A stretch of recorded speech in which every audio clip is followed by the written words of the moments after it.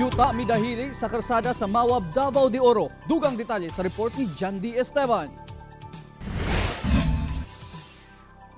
Natabunan sa midahili nga yuta ang duha ka lane ning bahin sa kilometer 69 National Highway sa Tuburan, Mawab, Davao de Oro, alas 2 kaganihang kadlawon.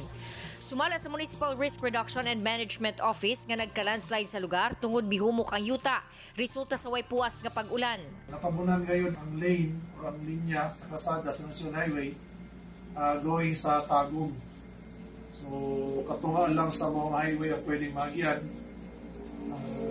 Mong personahe sa MDRO, gideploy na mo dito aron mo assist sa traffic. Gilayong mihimo og clearing operation ang MDRRMO ug DPWH aron mabalik sa normal ang dagan sa Trapiko. Pagdayon kami aerial inspection, pinagi sa pagpalupad sa atong drone diri sa MDRMO aron makita na to ang kinatibukan nga picture dito sa apektadong area ug sa uban pang mga sikbit nga mga kabukiran.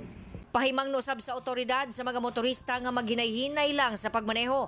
Labi pa nga makasinati gihapon kita og pag-ulan tungod sa localized thunderstorm, labi na sa gabii.